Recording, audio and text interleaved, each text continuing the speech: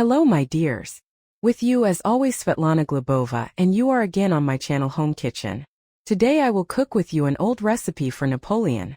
It is absolutely not difficult to cook. You do not need a lot of baked goods. As often in recent times this recipe has been improved and a lot of sour cream yolks, a lot of butter are added. We will cook this recipe. It is much simpler.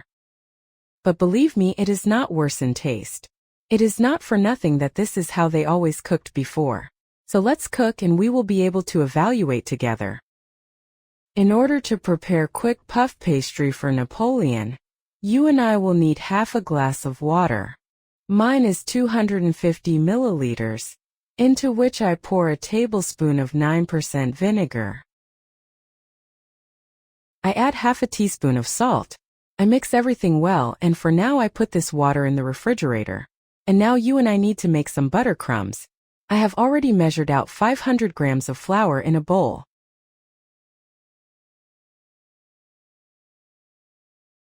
I pour it out on the table and take a pack of margarine.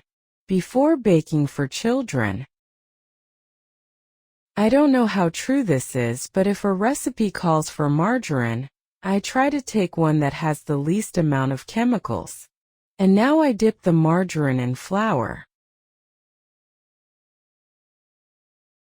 I do the same with a grater and periodically dip the margarine in flour, grating it in completely.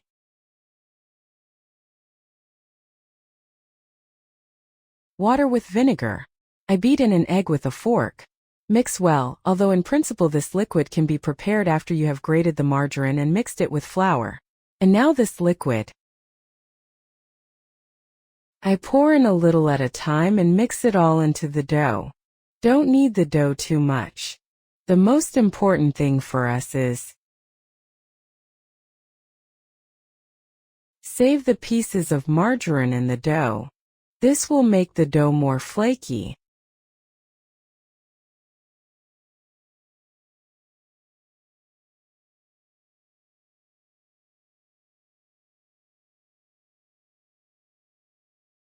Since the flour has different humidity, I literally add a little more water, literally 20 grams or 20 milliliters to be more precise.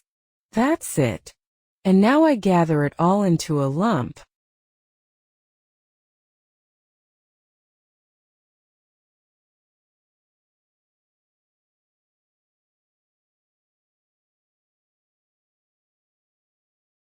After we have gathered everything into a lump, I roll out a small sausage like this and divide it into pieces, which we will immediately roll into balls.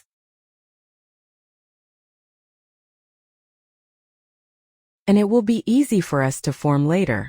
See, I even cut a piece. And you can see how such layered gaps are formed due to the fact that it is not kneaded very much.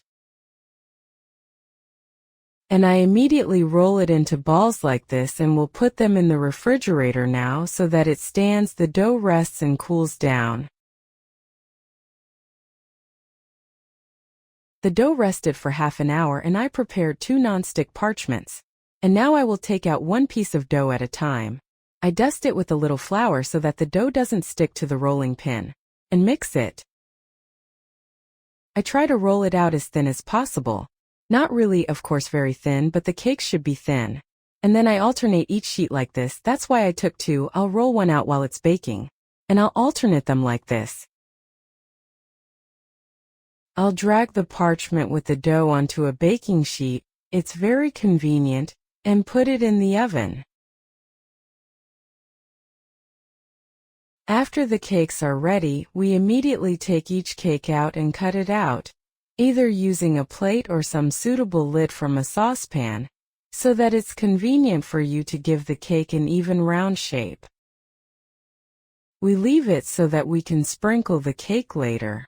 We always prick the rolled cake with a fork. My oven is preheated to 200 degrees. I'll bake on the middle level, top-bottom mode. That's it. I bring the baking tray to the table and drag the leaf.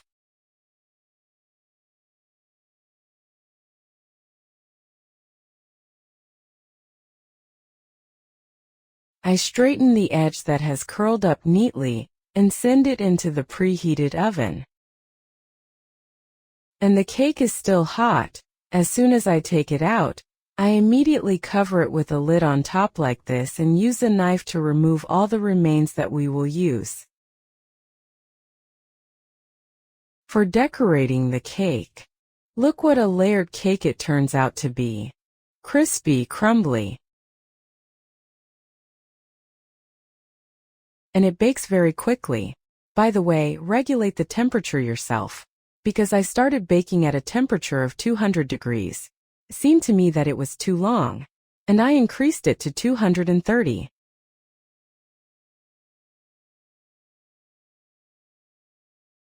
These are the cakes that turned out. They are wonderfully easy to cut, very crumbly, fragile. I got 10 pieces, and now all that remains is to prepare the cream. To prepare the cream, I poured 900 milliliters of milk into the pan. This is not necessary, it can be a liter, it's just this kind of packaging, that's why I say so. I also pour 2 eggs here. A glass of sugar. My glass has a capacity of 250 milliliters, but you can add sugar to your taste. I always add vanillin for flavor. I have a little bit of it here, I just pour it all out. If you use vanilla sugar, then a packet is just enough. And I also pour it into the flour. 70 grams of flour. Now first mix everything until smooth. I mix it with a whisk completely so that both the eggs and the flour dissolve. After that, cook the cream over low heat until it thickens. That's how well the cream has thickened. You see, it's already starting to puff little by little. Such buns rise, you see they shoot. And now I send it here. Grams of butter and immediately mix it in. There is such an option that soft butter is whipped and custard is added little by little and whipped with a mixer. But we are making the most classic version, so we will not whip anything. We immediately dissolve the butter in the cream well. And we put it away. I always put it in a bowl of cold water so that the cream cools down faster. The only thing on top, you can cover it with a film in contact with the cream so that a weathered crust does not form on the surface of the cream.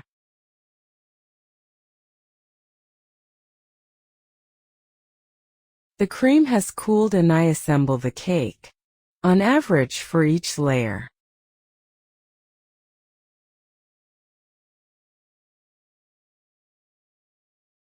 I will need about 3 spoons of cream. You see how well the cream has set, it does not spread at all.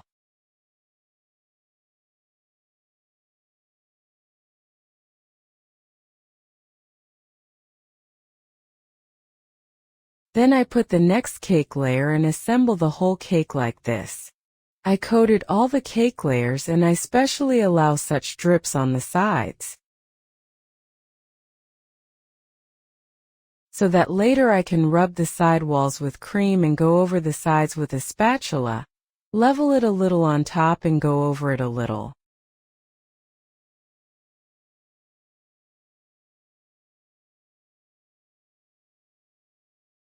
On the sides, we'll break the cake scraps well. Look how well it crumbles. It just crumbles into tiny little pieces, so I won't use a rolling pin or anything at all. The cakes are quite delicate, fragile, so I carefully rub it into crumbs using my fingertips. The crumbs can be as desired. Leave it large or small, it's up to you.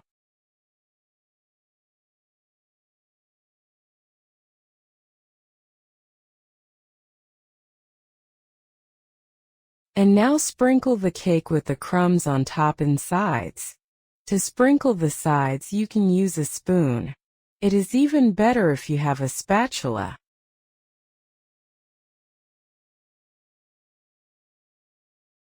After we have sprinkled the Napoleon with crumbs well, both on the sides and on the top, now comes the final step.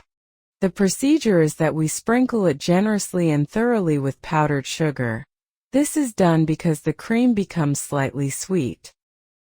The cakes are not sweet at all, and this way we just add a twist. When the top is crispy and sweet, it is especially delicious. That's it, and we put the cake in the refrigerator overnight. And this is how the Napoleon looks in section after the night has passed. Tender thin cakes. Just the right amount of cream, just the way I like it, no more no less. And by the way, don't think that there is a lot of it, because due to the fact that it is thick, there was just enough of it as needed. It didn't spill out anywhere. You can see for yourself how thin the layers of cream are between the thin cakes. That is, everything is in moderation. It is not very sweet, it is not cloying. It even, as for me, lacks a little sugar. But for those who do not like too sweet, this is it. And on top, there is just such a thick layer of powdered sugar on crispy crumbs that complements this sweetness. Try it, cook it. I hope that you will also like this recipe very much, especially at that moment when you want to bake a cake. And for an expensive cake, there are no products in the refrigerator. It is simply a great helper, and believe me, it is in no way inferior to those Napoleons that are prepared with a large abundance of yolks, sour cream, and a large abundance of pastries. If you like my recipes, subscribe to my channel and do not forget to click the bell so as not to miss the next new recipe. Well, you and I will cook many simple, uncomplicated, and very tasty dishes. And with you is Sveta. All the very best to you. Bye-bye.